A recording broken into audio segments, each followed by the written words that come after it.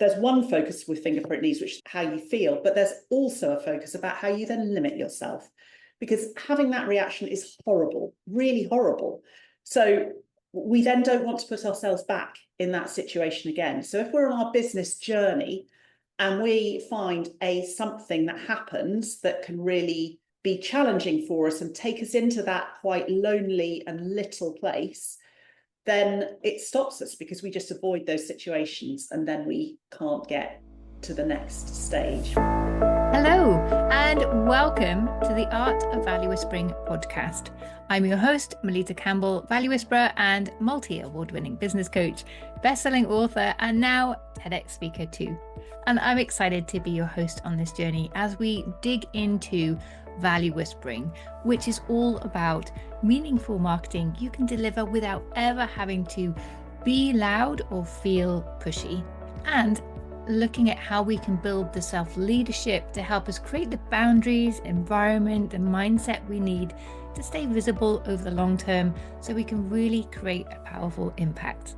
And this week over in the Dream Clients Club, we're putting that into action with the Magnetic Messages Challenge. It's a free 4-day challenge, and although we started on Monday, all the replays will be there for you until Sunday.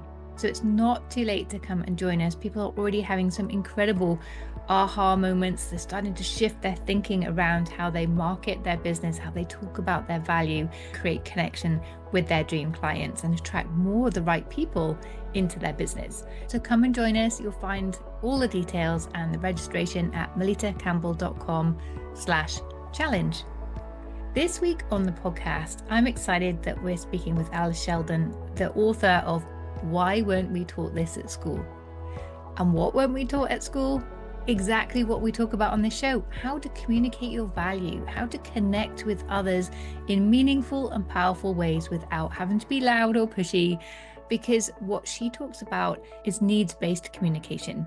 And if you've ever felt like no one quite gets you, or they're just not understanding your point, or struggle to explain your value in a way that really lands with the other person and feels comfortable, or if you've been avoiding opportunities because you fear getting it wrong or having the wrong reaction from others, you're not alone. And what Alice is going to share with us today explains in such an incredible way why this could be the case for us. She's going to talk about how our fingerprint needs shape our confidence and our ability to communicate successfully. She's going to highlight how our triggers can hold us back and what we can do about that. In fact, it's a complete conversation about how we can communicate in ways that ensure we're heard, understood, and we can bring our authentic selves into every interaction that we have. It couldn't be a more perfect conversation for this show. So I'm excited for this conversation. So let's welcome Alice. So hi, Alice. It's great to have you with us on the show today. Hello, it's great to be here. And I am very excited for our conversation today because you talk about what you term as needs understanding and an empathetic form of communication, which I think is brilliant, and it really ties into everything we try and do with value whispering, is trying to build that connection through the work that we do and bring people in a natural way. So I'm really excited to dive into that. And you have the best book title ever. Do you want to tell people what it is? Yeah, thank you. It's called Why Weren't We Taught This at School? Yeah, I mean, how many times do we shout that in our lives? Why weren't we taught this at school? So I love that you had that frustration and wrote the book. It's like, this is how we can communicate and connect. And we'll dive into all of that anyway. Before we really get stuck into this topic, however, I would love it if you could share with the audience a little bit about your background, because you didn't start in a role that's purely around empathetic communication. So share your story. Thank you. I did not start in that. I started with a psychology and neuroscience degree, and then I went from there into teaching, and from there to being a barrister, so an advocate in the UK courts, to running a national charity. And then I found the body of work that I built needs understanding on. And although if you looked at that on paper, it might look a little bit like a bolt out of the blue, actually, it perfectly brought together all the different aspects of what I had done before, because right the way through all of it had been this guiding sort of star that I wanted to find the Alice shaped bit that was mine to do in the world. And this is where I find that I can most do that. Yeah. So tell us a little bit about needs understanding, because it's all about communication and fostering collaboration and relationships. But what is it exactly? And how did you come to discover this, but realize this is the thing? Well, I found it in a parenting context because I really wanted to parent my daughter, who at the time was 1, in a way that would give us the kind of relationship that I wanted us to have by the time she was the age she is now, which is 17. So that was the realm in which I discovered it. What it is it's a way of understanding the world through the lens of human needs. And when we talk about needs, we're talking, of course, about the survival needs like food and water and shelter and so on, but we're mainly actually talking about the thriving needs. So those are needs like knowing that I matter, purpose, joy, knowing that I belong. There's a side of A4 lists of them, and what distinguishes them is that they are the things that pretty much every human being in the world needs if they are going to really thrive. And it turns out that when you start to understand all of our behaviour as human beings as an attempt to meet those needs, then it can open a whole lot of doors, as you say, in terms of communication, in terms of how we relate to each other in all sorts of ways that I'm sure we'll dive into a little more during the conversation. Yeah, that makes sense. But where do you begin? Because often we don't even know ourselves and our needs. And sometimes this need to belong or have purpose is what's driving us, but we're completely unaware of that ourselves unless we've done a lot of work on ourselves in one way or another. So if we don't always know that as individuals, how can we know that in other people? Well, it's a great question. It is a great question. And in a sense, I think most of us have some kind of, albeit sort of unconscious sense of the more that goes on in our lives, the more the stuff that matters, the stuff that gets us out of bed in the morning, the big values. But I mean, it's not a mistake that the book is called Why Wouldn't We Talk This at School? Because it's not something that we are naturally necessarily exposed to in either our families or in our schools. So whenever I'm working with people, the very first place that we start is with a needs list, just getting familiar with, you know, what might be on that list and the things that are particularly important, because each of us as an individual has different things that we're particularly driven by in the sense of needs. And what I often encourage people to do at the end of a first day of training is to take home a needs list and literally to stick it on their fridge or on the back of the bedroom door or somewhere where they can see it when they're not really, you know, doing too much else, but there's stuff going on in the room, and to just get curious about, oh, what's going on for me at this moment, and then what might be going on. And of course, it is only a guess until we check it out, but what might be going on with the other person. Mm. So do these needs change from day to day, situation to situation, or are our needs pretty static? They are, I may stop saying great question at the beginning of every question I answer, but they are great questions. You can tell me I'm great, that's fine. Okay, fine. So essentially, they change all the time. They're dynamic. So in the course of the day, you know, if I might have a need for support, I might speak to a friend. My need for support is then met, but actually I notice I have a need for food. I'm hungry, I've forgotten to eat it. And then, you know, I might be in a group where I don't feel like I quite belong, and that need is around. So our needs change all the time. And in addition to that, each of us is drawn to particular needs because of our personality, because of our background. And so there are certain needs that we tend to sort of look at on the needs list, and they might give us a shiver down our spine, or we just recognize them as being something that's particularly important for us. Yeah. So where do we begin with this? Do you start with your own needs first, and then does that help you recognize needs in other people, or what's the process? Yeah, thank you. So how to answer the question? I think what I would say is that the logical starting place is in ourselves. So quite often when I teach needs understanding, I'm usually in a corporate environment of some kind, an organizational environment of some kind. But actually, people are also listening with, of course, their home ear on. And it's often in those home circumstances where we have situations that we most want to shift. So for many of us who are parents, we are familiar with the horrible experience of shouting at our children, and not just shouting on Monday, but also shouting on Wednesday, even when we've told ourselves we never will again. And then on, so we will then tend to jump into needs understanding and be trying desperately to understand what need might be behind the behaviour in our children that we're finding so difficult. But actually, it's almost impossible to empathise with what might be going on for someone else until we've got clear about what is going on for us. So even if I'm giving myself a really hard time about being a rubbish parent, partner, child, friend, whatever it is, that is the best place to start. What do I need in this moment? What is going on for me that is meaning that I'm really not behaving in a way that I would love to be? So are there any challenges to finding our needs? Do we just start with that list and think, oh yeah, that feels right in the moment? Or, one thing that I see a lot, particularly with female founders, is we hold ourselves back because sometimes we feel we're not good enough, we're not ready enough. Is there an issue with not feeling that deserving of having your needs met? Is that a thing?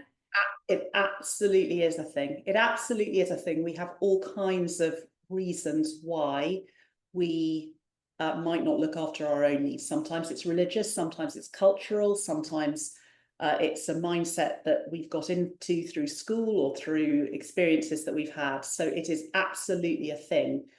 And in fact, when I write in my book, we call those voices the mythical monsters. And the reason we call them that is because, as with any great myth, they are quite scary or difficult looking things, but behind them is the gold. And so it's not optional to engage with those things to succeed. We need to have a way of looking at those beliefs that we might have about ourselves and transforming them into something that is really useful. And of course, there are many different ways of doing that.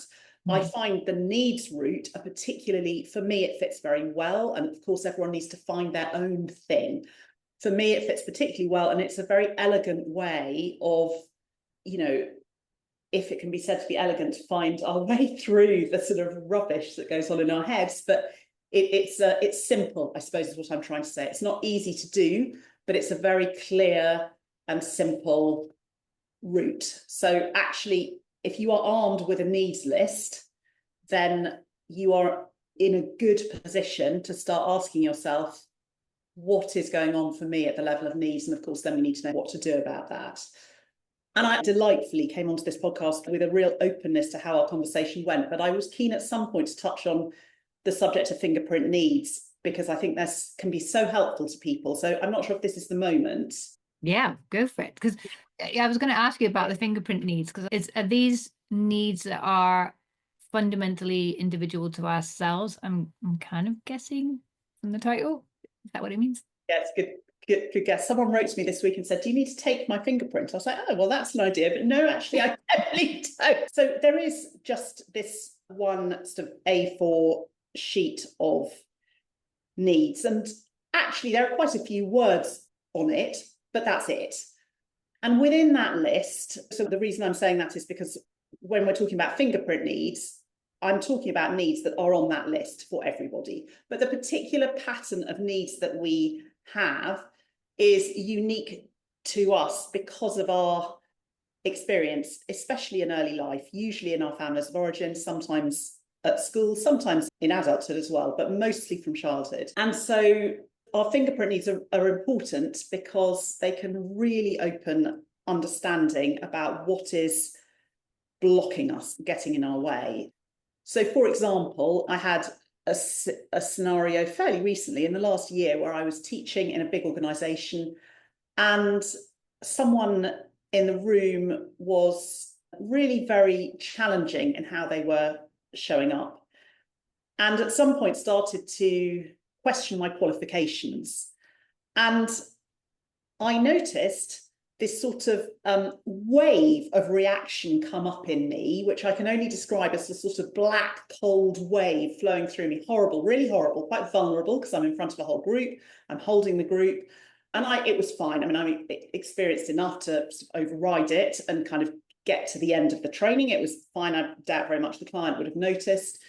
But when I came away from it, I needed to just really connect with what was going on, because when we have big emotional reactions that seem a little bit disproportionate to the trigger that's happened, then that is a sign that there's a fingerprint need that's being touched. So I imagine that for any trainer in a situation where they have a challenging participant who's behaving in the way that this participant was, that is probably not particularly pleasant. But only some of us will sort of slightly interiorly at least dissolve into feeling like we're quite young, don't know what we're doing, quite panicky. And those disproportionate reactions are, as I say, related to fingerprint need. So for me in that situation, the fingerprint need is something around knowing that I am good enough, knowing that I'm good enough as I am. And that's quite a common fingerprint need for people to have. We usually have between around 2 and 5 of them. So authenticity is another one of mine. They are needs that when they're challenged, we will tend to have a much stronger reaction than other people will, because in my family of origin, that need of knowing that I'm good enough was not consistently met. In fact, it definitely wasn't met. So I never really felt like I was good enough the way I was. I had to be someone else to be good enough. And so in an adult now teaching environment, when that is challenged, then I can crumble. And sometimes we crumble and sometimes we go into rage. So equally, someone else can challenge something I'm doing and I can be like, but the key is that we may feel like we're kids again. We may have reactions that are often anger or shame and are always disproportionate to the particular trigger, in the sense that not everyone would have that.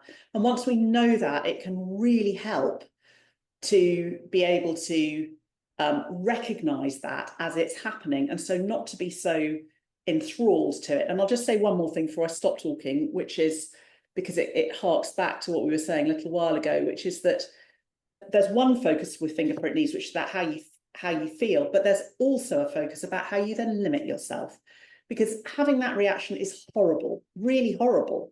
So we then don't want to put ourselves back in that situation again. So if we're on our business journey and we find something that happens that can really be challenging for us and take us into that quite lonely and little place, then it stops us, because we just avoid those situations and then we can't get to the next stage, which is where, having the right support, whether that's coaching or whatever support it is that works for you. For me, as you will know, for me, it definitely is coaching. There's that finding the holding things that help mean that you can then break through those barriers.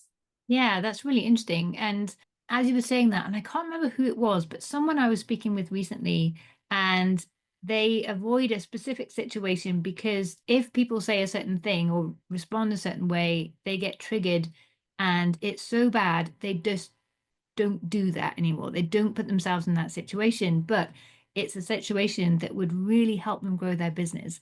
And so it's really holding them back. And so they've got a part of the awareness. Yeah. But it sounds like this could be a tool that they could really start to use to understand a bit more about why and what they can do to not act out in those, like a child in those situations, it sounds like. Yeah, that's it. And part of it, in my experience, has been not telling myself I'm being stupid, because other people will certainly say, oh, come on, Alice, all they said was this. It's a human thing. We're trying to make each other feel good. But actually, that's even more isolating, because you're like, oh my goodness, really, I am very vulnerable or fragile or weak or whatever. So part of it's about having an understanding that this is completely normal. We all do it. We all have masks for it.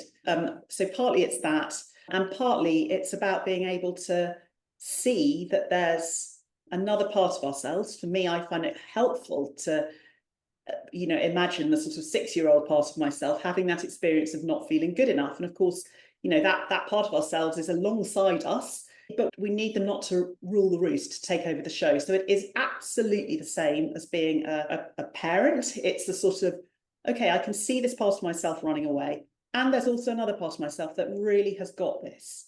You can then gradually, and it sounds like in the situation with the person you're thinking of, it's a strong reaction, isn't it? So it's not an immediate fix, but there is a gradual thing which can be helpful, which is just trying to shepherd ourselves through that scenario with gentleness and care, but also with strength.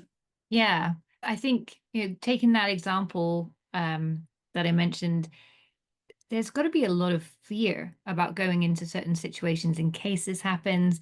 It's going to knock your confidence if in the back of your mind a little bit worried that this, what do you call it, the mythical monster appears unexpectedly and catches us out. So what can we do once we know what our fingerprint needs are, those things that are most likely to trigger us?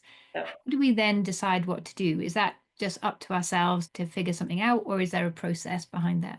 There isn't a one-size-fits-all process, because it really is dependent on, again, what your particular personality is and what you're drawn to.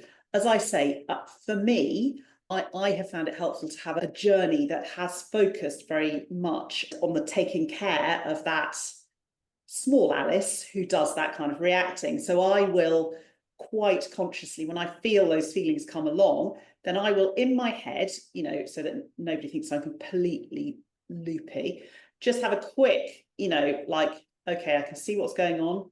This is a scary situation for you. We've completely got this.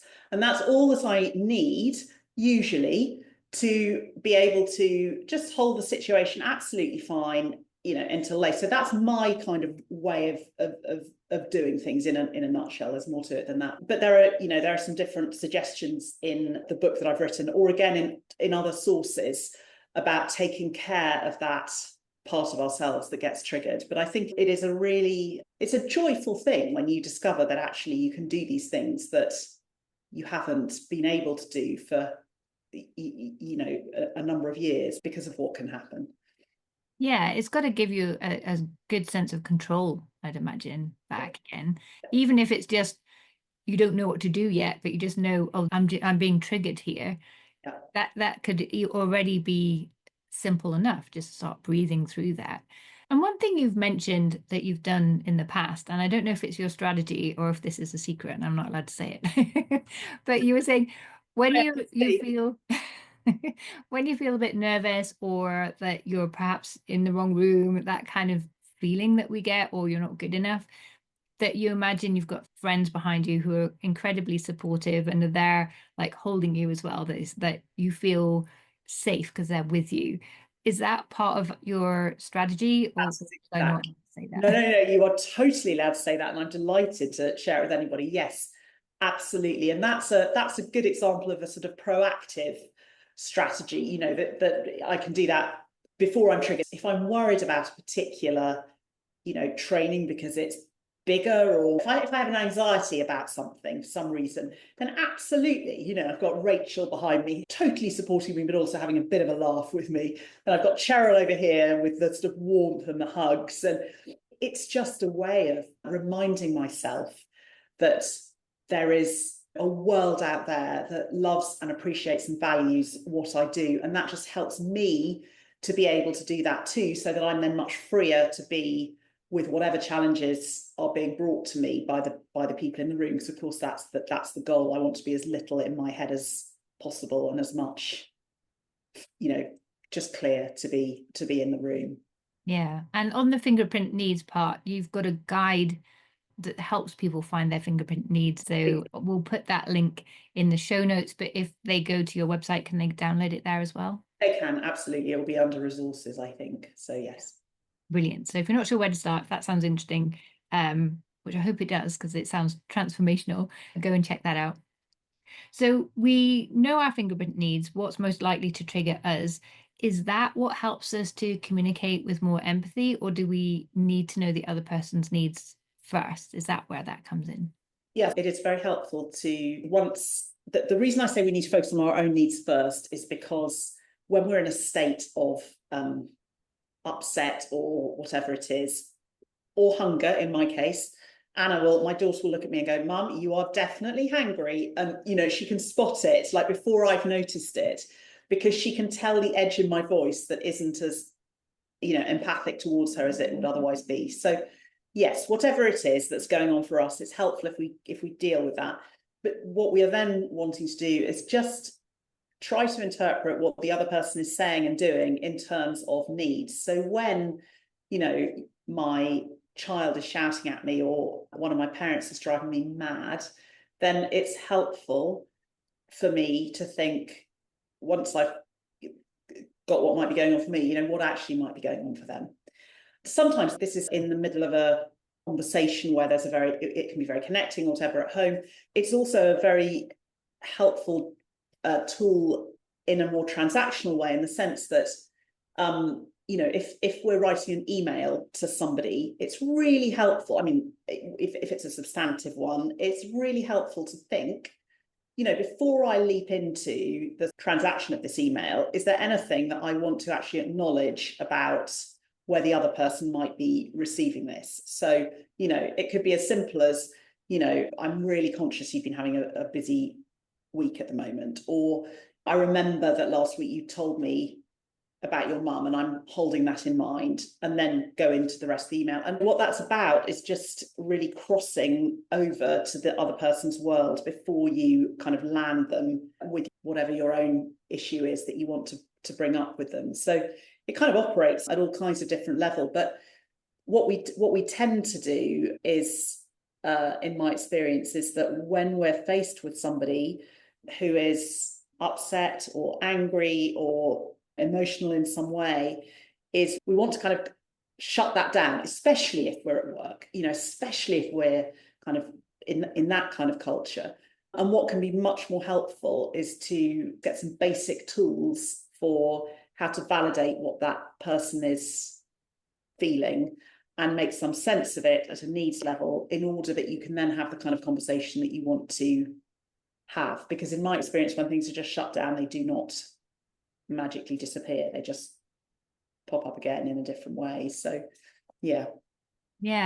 And one approach to marketing that I really like, or a way of thinking about it, is being your client's champion, already being there alongside them even before they become a paying client, because many of our audience never will be, but understanding where they're at, what they're trying to achieve. And it might not even be linked to your specific solution, but just having that understanding.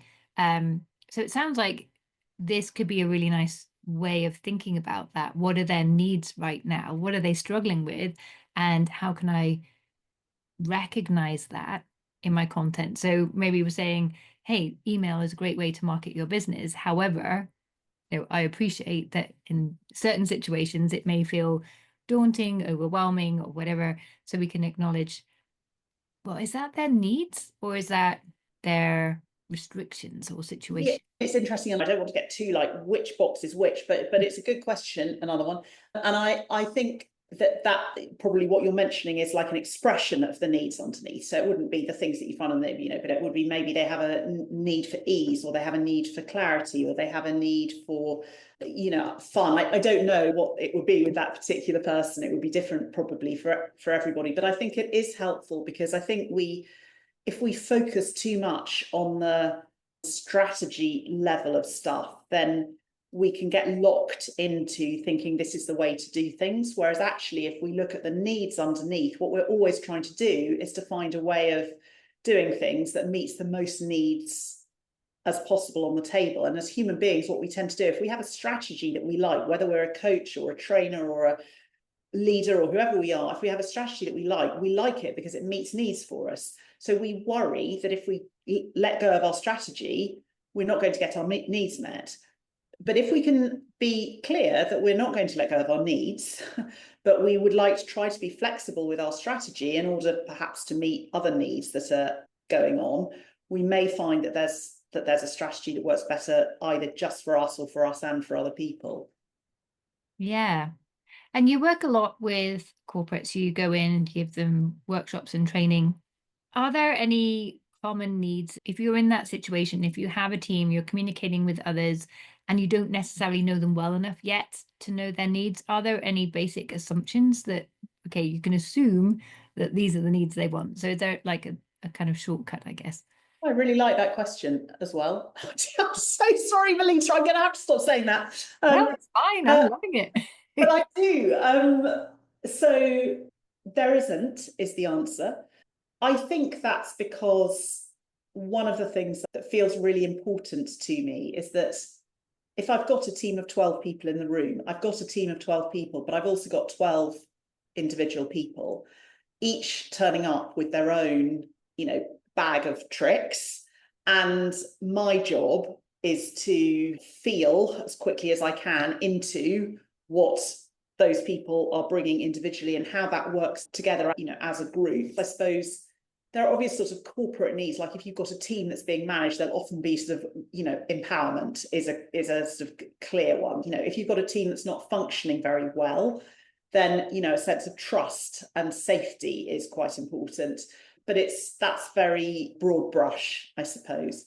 And when I work with organisations, I will always have a full call, with them beforehand, so that I have got as much background as possible and understanding of what they're really wanting to achieve, because, there are as many different precise training deliveries as there are organisations receiving it. It's always different, even if the material is very similar. Yeah. Can we ask people, like if you're in a team situation, can we ask them, what are your needs in this situation? Or is that just a bit weird? Yeah. That's great. I love it. I'm still trying to find my hacks. Yeah, exactly. No, that's great. So if everyone's done a training together, that's quite, because actually you can use needs then it's a really useful shortcut if you're in a meeting, to just notice that if there are any strong reactions, okay, what's going on? That's very helpful. If you haven't all done the training before, you might want to watch your language a little bit, just because you do not want people to, sort of think you're completely unusual.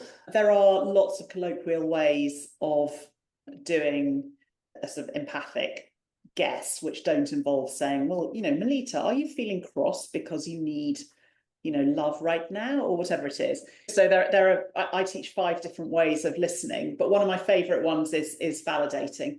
So you say something like, it makes complete sense that you'd feel angry about this, given how hard you've been working all week. And then the person will give you a quick sort of feedback about whether that's right or wrong. Or you can say, I guess you're feeling this keenly because, you just really wish that someone had understood all of this. And they'll go, no, it's nothing to do with that. So you've guessed understanding, they'll correct you. It doesn't actually matter if you've guessed the need right or not. But what's helpful is that when you take it to that level, then you are talking about the stuff that really matters to people. So it's very connecting, and they will often then come back with a different need that they'll tell you. But you're no longer sort of arguing or having differences of opinion or, feeling like you're siding with one person over another. All of that kind of goes out the window, because everybody can agree at the level of needs. Feelings are sometimes called the great connector, and they are, because we all share them. Needs, for me, even more so, because they have that bigness of our purpose and our longings in life, I suppose. Yeah. And I like that it feels like it could be something that could very easily draw a wedge between people. But once you understand why, and you can have a bit of that conversation, like make a few assumptions and test their reactions, see if you're right or not, it can actually, as you say, be very connecting. And you have to have that connection if you're going to communicate. So communication isn't just about putting information out there, it's understanding how people are going to interact with the information, what they're going to do based on that. So understanding their needs, you can start to present the information in a way that they're much more likely to interact with it and use it in a way that's helpful for them and for you and your purpose and everything you're trying to achieve. So yeah, I really like this. And again, I love anything that's simple. Yeah, no, it's definitely simple. Me too. I'm with you on that. And I think 2 more things to say about empathy. You don't necessarily even need to open your mouth to to be impacted, like you've talked about presenting material in a particular way, even if you just start to think to yourself, you start to think, instead of thinking how irritating someone else's behavior is, you start to think, what could they be longing for? What could they be wanting? Then you're likely to shift in whatever you say. So I think it's important not to kind of necessarily try and voice things in different ways, or ways that, to get tied up with that, because then we become inauthentic and blocked. And I mean, we don't want to be going there, in my view. But the other thing is, another example, it was a lovely guy who was asked to go, and he'd been doing some astonishing work in a school. He turned up to me and he said, the thing is, I wear my cap backwards, and I just always wear a vest so the kids can see how big my muscles are from going to the gym, because, I need them to know that I'm really, like, he was working with some really, tricksy boys, whatever. And we talked about, he was going to speak to these teachers, and we talked about how it could be really empathic to actually put a jacket on and a suit on and go to talk to them in that way, rather than the clothes that he was used to wearing, because it just gets rid of a level of difference that actually, I mean, it would have been fine if he'd gone in, with his usual clothes on, but actually he could see how much more connecting it would probably be to go in and to make a conscious choice. I am actually going to choose to cross over to their island with what they wear. That's what I'm going to do. And for him, it worked really, really well as a bridge. That's really interesting, that the different levels you can look at these needs and make, as you say, those slight adjustments that could make all the difference. Yeah. As I have really loved this conversation. So I think it sounds like we start with our fingerprint needs, download your guide to help with that. Get your book, Why Weren't We Taught This at School? I just so love that title. To understand how we can start looking at the wider needs and how that can change the way that we interact with other people and the results that we can get and the connections we can build as well. But is there anything else that you think the audience would benefit from understanding now to help them think differently or start on this journey? I suppose it's probably just worth mentioning that we have really focused on two parts of a jigsaw that has four pieces to it. So we've really talked about the listening with empathy, and we've talked about understanding ourselves with compassion and fingerprint needs and mythical monsters and so forth. But there's also a piece of the jigsaw which is speaking to be heard, which I love because it is very transactional. So actually people who are more drawn to that can get, in my experience, very excited about, what's an observation and how much more helpful is it than an evaluation? What's a request more helpful than a demand, and so on. That piece. And then there's also a much bigger sort of global piece around looking out for the needs of the whole and how we function as a society. So perhaps it's just mentioning that. And can I also wave my book, mainly because I can't actually see myself on this screen. Is it in the picture? Yes, it is. Okay. Mainly because it's got these little illustrations in it that I absolutely love. And somewhere in here we will find, I don't think I can find it in a moment, we will find a mythical monster. And for me, simple and profound and, deeply emotionally and intellectually robust, but also can be read by a 7-year-old is important. And that's what I've tried to do with a lot of help with this book. So, yeah. Yeah. I love those four different aspects and how they work together as a whole as well. Yeah. Fantastic. Thank you so much. So if people want to know more about this, obviously they can get the book from bookstores and Amazon and everything, but where do they find you? If they want to learn more, or if they want to bring you in to talk to their organization about needs understanding, where's the best place for them to find you? So my website is the best place, which is, I'll say it now, and I'm sure you can put it in the notes. It's needs-understanding.com. And do feel very free to drop me a line on the contact form, or similarly on LinkedIn. I have a presence on LinkedIn, so that's another way to get in touch. Fantastic. Alice, thank you so much. Thank you so much. It's been a pleasure. Thank you for joining us today. I hope you have found this conversation really insightful and helped you to understand where your triggers may be and what it could be that's holding back your ability to communicate your value in ways that you perhaps hadn't thought about before. It's not necessarily about finding the right words, but understanding your needs and the needs of others and connecting with those as well.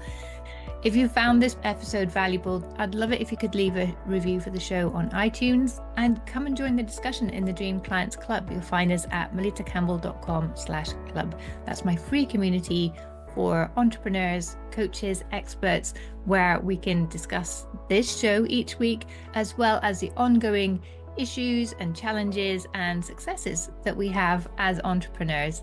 So do come and join us there, melittacampbell.com/club. Meantime, I'm your host, Melitta Campbell, Value Whisperer, and I look forward to seeing you again in our next episode next Wednesday.